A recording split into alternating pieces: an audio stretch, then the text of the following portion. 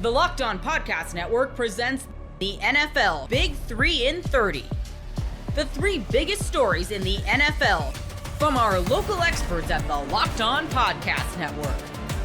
We bring you the real story, why it matters, what's next, who wins the big game, and more, all in 30 minutes.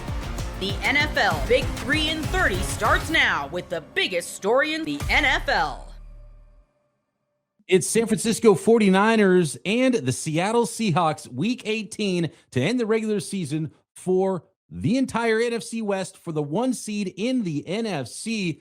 You are Locked On 49ers, your daily San Francisco 49ers podcast. All right, Croc, let's get into the injury report here so we know who's going to be on the field for the most part before we get into the keys to victory and what the 49ers have to do to come out on top against the Seahawks in Week 18.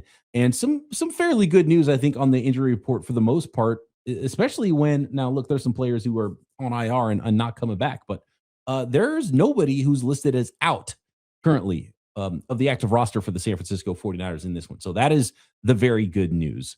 Christian McCaffrey had a little back stiffness this week. He's been cleared to play, so he's going to go. Kyle Juszczyk's dealing with a hip. He's been cleared to play, as has defensive lineman Yetur Gross-Matos, who's been dealing with a knee injury, and it seems like he's kind of constantly had an ailment when he's been a 49er and really throughout his NFL career.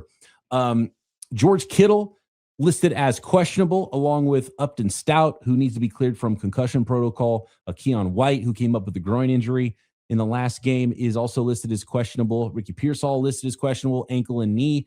And then Trent Williams has the questionable tag. We'll push Trent Williams aside for a second here, Croc, because the big one is George Kittle is, he says he's going to play. So George Kittle very likely going to be out there for the 49ers, which is really good news. He would not miss this one for the world. I have a feeling Ricky Pearsall, as long as he didn't have much of a setback, he's been kind of limited recently anyway. I imagine he would play. I don't know about Trent Williams, though, Croc, and that's the big one. The fact that he's questionable and not ruled out, I think, is really a big one. And here's the quote from Kyle Shanahan on Trent Williams. He said he's made good progress during the week, and Williams has tested it out a bit, even though he didn't practice this week, and he wouldn't rule anything out. He said it needs to be possible based off doctors, and then it's going to be on what Trent tells me. I definitely don't want to lose any players for the following week when we're in the playoffs. But I also look at when you're playing to play one less playoff game, you can look at that as a playoff game. I know the season is not over if we lose, but you still got to go play a game next week on the road if you lose, and you want to completely avoid that by winning. So I see this as a playoff game too. I don't look at it as it's maybe that you lose them, you won't have them next week. I look at it as simple as if Trent, the doctors say it's okay, and Trent believes he can do it and get through it, then there's no decision on my part. We definitely have him up. So there you go. Doctors have to say he's good to go if he feels well, and then Trent Williams would have to say, yep, I feel like I can go. So it'll probably be a pregame testing sort of a situation to see if Trent Williams is able to go next week. Otherwise, it'll be Austin Pleasance again at left tackle. Croc. Anytime I see questionable, I lean towards that guy's going to play. This is the last week, and if you're the 49ers, you want Big Trent out there, really, because it's not like any ordinary week. Typically, okay, if you want to preserve him for the next game because he's not 100% healthy, all right, let him sit out a game. But this one, you're fighting for the number 1 seed. So if you have him out there and he is better capable of moving and playing than Austin Pleasant, then you have him out there because he has the following week to rest. Now, you don't want him to make anything worse. And if the doctors are saying, if he plays, this is going to get worse, then he just has to sit. There's no choice there. But if it's something that's not going to get worse and it can get better with rest, I would play him this week.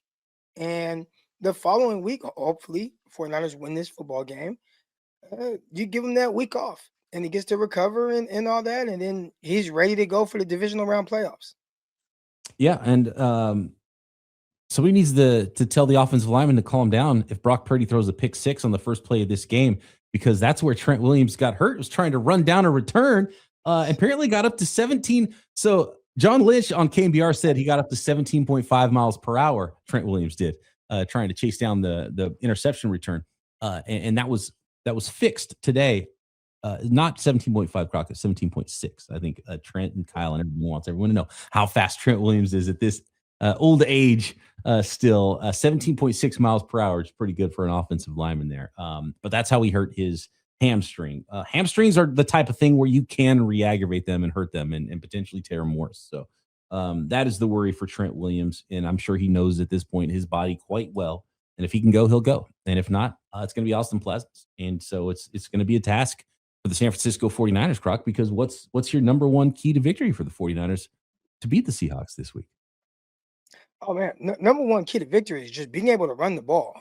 I think there's a lot of excitement about what the 49ers have looked like over these last 2 weeks, right? And they're cooking offensively. Defense, that's a whole different ballgame. But offensively, everything is kind of hitting right now. But a big part of what I think the success is, aside from Brock Purdy playing out of his mind, it's the run game, right? Like that's something that's been super stagnant for most of this year. And now you see back-to-back weeks where, and I'm not looking at the game log right now, but if I had to assume back-to-back weeks, Chris McCaffrey having his highest yards per carry in game. So he's doing terrific, looking good, breaking off some of his longest runs. The 49ers need to continue to get that because I think the more you have that, the more it keeps the opposing teams having to play a little bit more honest. And the more they have to play honest, I think the better that is for Brock Purdy because now, man, everything's not on me. And now you got the play actions and you got the boots and you got all these throws that he's making and he's hitting these windows behind the linebackers.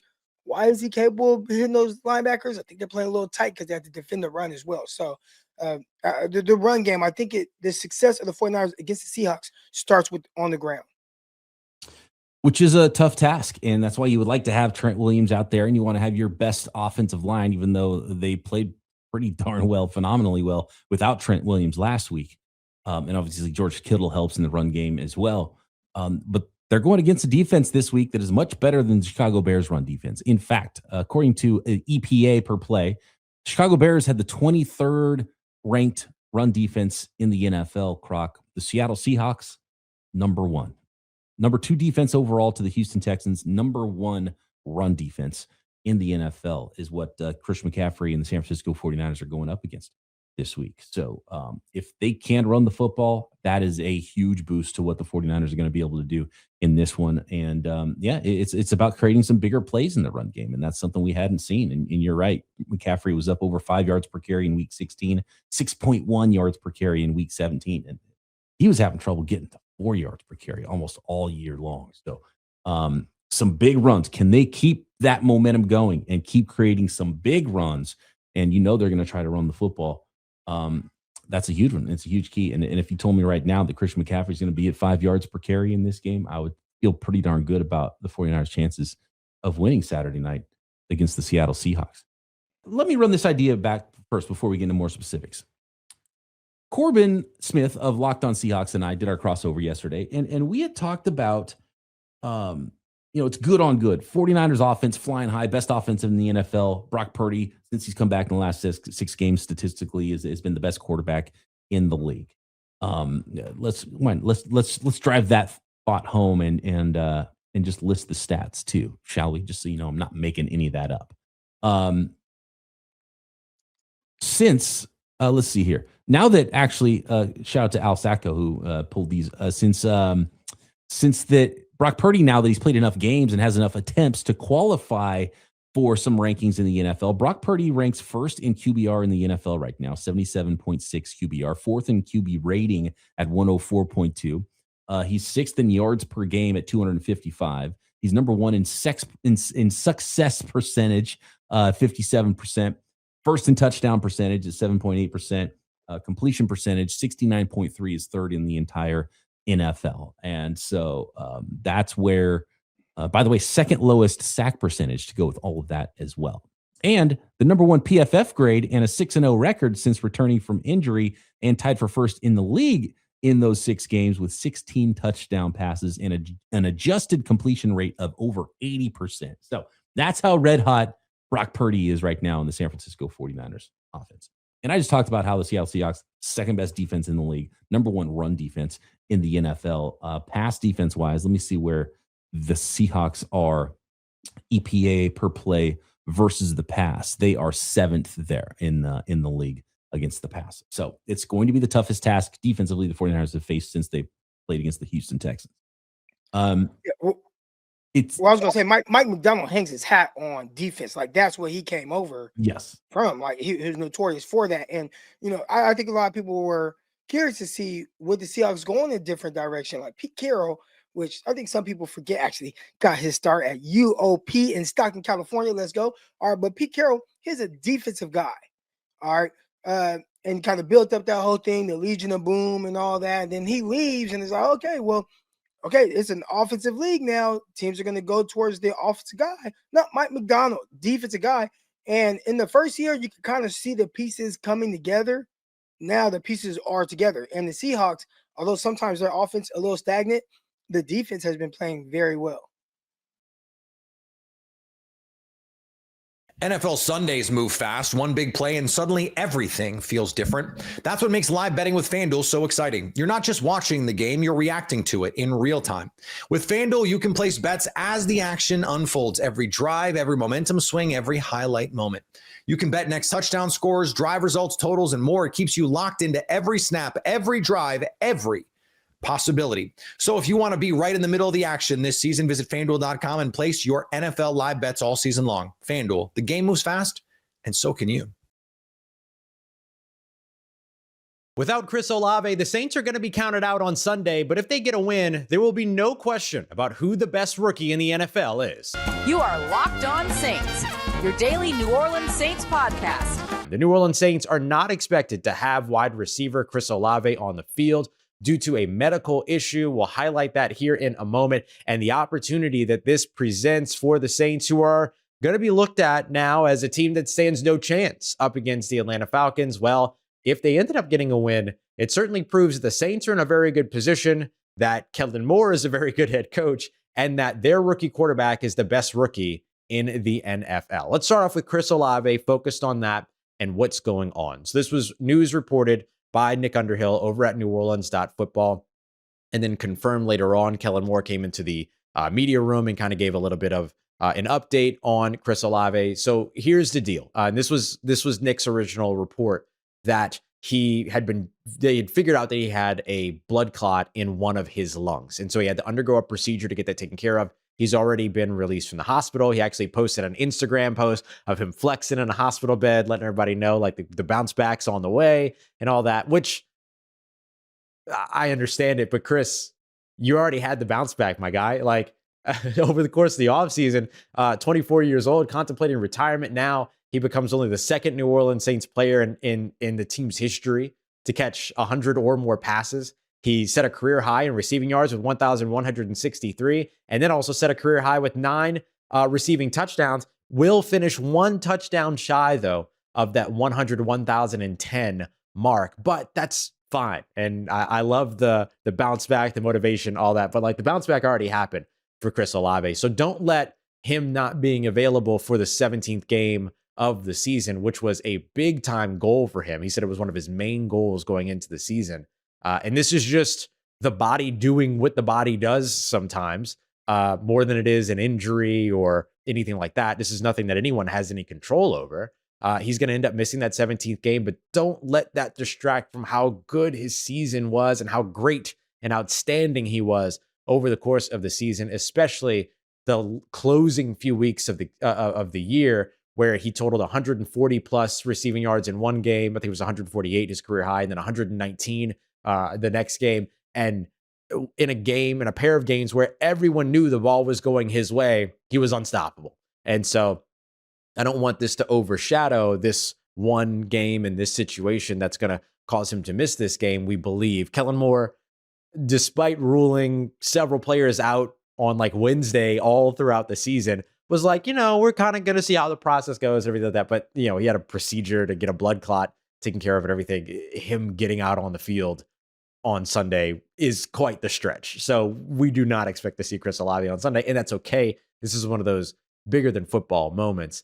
But there's no doubt about it that he had an incredible 2025 season. I don't think that this is going to impact him long term. Everybody that I've kind of spoken to that has some knowledge of the situation is kind of talking about a month and a half in terms of what the process for him will look like. And then he can start getting ready for the offseason, an offseason program. So it doesn't sound like that's going to get in the way of anything like minicamp or OTAs or anything like that. So that's good news for Chris, who I know is going to be chomping at the bit to get back out on the football field. And even before that, of course, is probably going to either get an extension or at least continue negotiations and conversations with the team. And I don't think that this being one of those like internal body does what the body does sometimes things is going to be used against him in any kind of contract negotiation or anything like that. He proved that he could stay on the field this year. Maybe, I don't know, we talked about it in the Saints squad show about incentives and things like that. I don't think Chris Olave is in the place in his career where you would typically give like an NFL player incentives in their contract, but maybe there's some playing time, this, that, and the other that gets built in. But outside of that, like, I don't think that this specific situation impacts what those conversations look like. But certainly this impacts the Saints going into Sunday's game against Atlanta, because now their passing game at the wide receiver position is entirely depleted, right? Mason Tipton hasn't practiced yet this week. Chris Olave is going to be out. Rashid Shaheed's in Seattle, and Brandon Cooks is in Buffalo. And Devon Vele is on injured reserve and shut down for the season as well. And so the Saints are going to be turning to the only two active and healthy wide receivers right now on the active roster are Kevin Austin Jr., who, hey, just played a career game last year for himself, caught his first career touchdown. Awesome. Would love to see him build on that. And then Dante Pettis, who had what would have been one of the best plays in the Saints season had it not been for the fumble at the last second there. But it's going to be those two guys, and then probably some elevations from the practice squad, whether it be Samari Torre, whether it be Ronnie Bell, who's already been elevated once this year, or perhaps you get our first look at Elijah Cooks, who just joined the team a few weeks ago, 6'4", 215-ish pounds. He's a bigger bodied guy. They went and got him when they lost Vele for the rest of the year. Probably see some of those guys either added to the active roster or elevated to the game day roster. I expect we'll see some roster moves or a lengthy list of roster moves on Sunday to get everything kind of shuffled around for the actual game day roster and everything. And so lots of little moving pieces that will happen there. But then I think the passing game, for the most part, still runs through Juwan Johnson. I think you're still looking for opportunities to get Taysom Hill involved. Taysom's historically been great against Atlanta. I know that he hasn't had the season this year that maybe people expected in Kellen Moore's offense and him returning to the game and all that. But hey, this is the one where you go pedal to the metal, right? Like, what do you have to lose here, right? What are you holding anything back for at this point? It's week 18, last game of the season, bitter rivalry, opportunity to go out 5 straight wins, pull out all the stops. And to that point, if the Saints get that win, I think that says a lot about a couple different places on this team. First of all, it says a ton about the offense. Like, if the offense is able to sustain the losses of Eric McCoy, struggling play on the interior of the offensive line, the losses of Alvin Kamara, Kendre Miller, and Devin Neal, the loss of Foster Moreau, the loss of Rashid Shaheed, Chris Olave, Brandon Cooks, Devon Vele, and no Mason Tipton to fall back on, we assume. We'll see. A quarterback change, a brand new offense, and a first-year head coach. If they can absorb all of that and get a win to close out the season on a 5-game win streak, that sure says a lot about what's really working for New Orleans. And what would really be working for New Orleans in that case would be Kellen Moore. And if you're an all-access member, you got a film study showing you exactly how it is that he's been scheming receivers open, things like that. We kind of discussed it on Wednesday's episode as well. And I think that it says the world of Tyler Shuck, who could potentially walk in and do what no other quarterback has done here in New Orleans, which is follow Drew Brees, have a depleted roster, and still win football games. Then all of a sudden, not having certain pieces goes from being a reason why it wasn't successful to succeeding with that. Like, that's a very, very different conversation. And so a win on Sunday, I think, absolutely cements Tyler Shuck's Offensive Rookie of the Year campaign. NFL Sundays move fast, one big play, and suddenly everything feels different. That's what makes live betting with FanDuel so exciting. You're not just watching the game, you're reacting to it in real time. With FanDuel, you can place bets as the action unfolds, every drive, every momentum swing, every highlight moment. You can bet next touchdown scores, drive results, totals, and more. It keeps you locked into every snap, every drive, every possibility. So if you want to be right in the middle of the action this season, visit FanDuel.com and place your NFL live bets all season long. FanDuel, the game moves fast, and so can you. The Chicago Bears should have a much easier time in the rematch against the Detroit Lions on Sunday because these two teams are trending in the opposite directions. You are Locked On Bears, your daily Chicago Bears podcast. We're going to look at just how much has changed for both of these teams, but especially Detroit, since week 2, and why that's going to make this matchup the second time around a lot easier for the Bears. It doesn't guarantee them a victory, but the Bears offense is in a completely different place than it was back then. The Lions defense is missing some key figures that were important in that first matchup. The Bears defense isn't necessarily playing its best football right now, but the Lions offense is sputtering quite a bit as well. And I want to talk about some of the emotion in this game too for Ben Johnson and the revenge game aspect and whether that can be a good thing or a bad thing in this matchup. But I'm really confident in this Bears offense coming into this game against the Lions and maybe not necessarily picking up exactly where they left off against the San Francisco 49ers last week, but being able to start faster and put up more of a fight than they did in the first game against Detroit. Yeah, they ended up finishing with 21 points scored in that game, but they were behind so much they were kind of pushing to try and score, and it wasn't so much like a well-rounded, in-control offensive performance. It was kind of, it was mixed. But this time around, I mean, first of all, right, yes, you've got Caleb Williams playing his best football. You've got this offense scoring points seemingly at will the last couple of weeks and finding ways to win these games.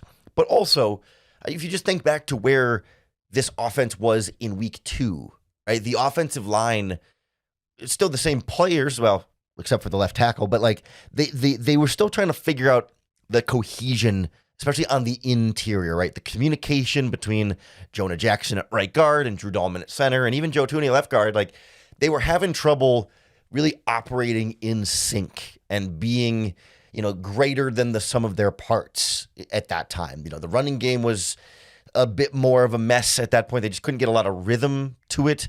They weren't holding up super well in pass protection. And it's worth mentioning, too, that, like, Braxton Jones was the left tackle in that game and is not going to be the left tackle in this game. And he had a particularly rough game in week 2 between Aiden Hutchinson and Al-Qadim Muhammad. Like, he got like 5 or 6 pressures coming off of that left tackle spot. And that was very clearly a weak link that ended up leading to, a benching and a change and then injuries and all that. And now it's Ozzie Trapillo, which is still going to be a tough matchup for him. But like, they're helping Ozzie Trapillo a lot, and left tackle has not been, any kind of major weakness the way it was a lot more back in week 2. And I kind of glazed over it there. But like, the running game is a lot better now. Like, they had some decent success running the ball against the Lions, but it was 12 carries for DeAndre Swift and 7 for Kyle Monangai. Swift had like a 20-yard run that kind of inflated his per carry average because he wasn't gashing them consistently, but he got the one breakaway to kind of lift those numbers a little bit. But it was a lot of 3 and 4 yards that just weren't being as much of a focal point in the offense as it has been lately. I think the Bears are just themselves are going to be running the ball better, and then the Lions, I think, are a little bit more vulnerable to the running game right now. I also look back to week 2 and notice that, and we can remember that like Luther Burden and Colston Loveland were not really big parts of the offense at that time. They were rookies in their second ever games, and also they were both guys that had missed OTAs and mandatory minicamp with injuries and were slow getting back at training camp. So we kind of knew that there would be this acclimating period that they were going to just kind of be, accents but not featured parts of the offense back then. And Rome Odunze had a big game against the Lions, and you're not going to have him for this matchup. But still, like, to have Burden be such a force in this system, and seems to be on track to playing on Sunday. We'll see how the final injury report comes out Friday as this podcast comes out, but I think he's on the right track there. And then obviously Colston Loveland we've seen grow into a bigger piece of this offense. Like the Bears have a more well-rounded offensive attack in general, even if, losing Rome Odunze might neutralize some of the overall gains of the offense. Like from then, you still have more ways you can attack and hurt the Lions. Whereas like back in that game, it was a lot of Rome Odunze and a little bit of DJ Moore, and they didn't really have much else going for them offensively. Now you've got Moore and Burden and Loveland and Komet and everybody else that's still part of the offense that you feel like you can be a pretty dynamic attack there. I also think just it's worth digging down on, like, Caleb Williams is just playing a lot better football than he did back then. In that Lions game, you may recall he threw an interception where he was flushed out of the pocket and he overthrew one of the receivers by the sideline, just like clearly overthrew him, and it went, too deep and back where the safety could make the pick. I don't remember if it was Branch or if it was Kirby Joseph. Looks like it was Kirby Joseph. And so I just think he's been more accurate in recent weeks, like taking really good care of the football and just really dialed in and comfortable in this offense in a way that he definitely wasn't back then. And I think the playbook wasn't as wide open back then as it should be right now. Like they've added so much more over the course of the season as they've had weeks and weeks and weeks to prepare in game plans. Like they're going to have their full arsenal up to speed. Whereas the Lions defense will not have its full arsenal up to speed. A lot more banged up now than they were in week 2 when they were a pretty healthy group. Like neither of their 2 starting safeties, Brian Branch or Kirby Joseph, are healthy. They're both on injured reserve. We talked a little bit on yesterday's Crossover Thursday podcast with Matt Deary about this Lions defense just looking a lot different and how hard it is to not have 2 Pro Bowl caliber safeties roaming back there. But also their cornerback, Terrion Arnold, has been banged up. I believe he's also on injured reserve, or at least he's on the injured report. I know he's been out a little bit here and there. And with this week on the injured report, I know their linebacker Alex Anzalone has been banged up. They've got a few guys that if they do play, they're not going to be 100%. And it's not to say like that the Lions are like more hurt than the Bears, because the Bears are dealing with their injuries too. It's just to say this defense is not nearly as full strength as it was back then, and that's going to help this Bears offense look that much more sharp. It'll make the matchup that much easier. I mean, that Ben Johnson's going to adjust to what he saw from the Lions defense, and the Lions defense is going to adjust to what they saw from the Bears offense. So like, it's not like, again, I'm not expecting it to be, a huge blowout, cakewalk type of game. But I think the offense should be able to get, 4+ touchdowns on the board in this game. You should be able to score at least 4+ scoring drives. Like maybe they're not all touchdowns. Maybe you get some field goals in there. But like I think they should be able to move the ball pretty well and finish with points and not have as many 3-and-outs and punts that were really kind of keeping them from building momentum the first time around against Detroit. And if they can get a little more time of possession and control the clock a little bit with the running game, and then you need your defense to hold up its end of the bargain. But it should all align for a better day at the office, especially on that side of the ball. I am more worried about the defense because of its recent struggles and less confident that all of a sudden they're going to have a much better day this time against Detroit than they did the last time. Certainly, it was the most points the Bears have given up in a game, so they can't, maybe I shouldn't say they can't be worse, but they got nowhere to go but up. And I think there's some little things we can point to say, yeah, this should make life easier for the Bears defense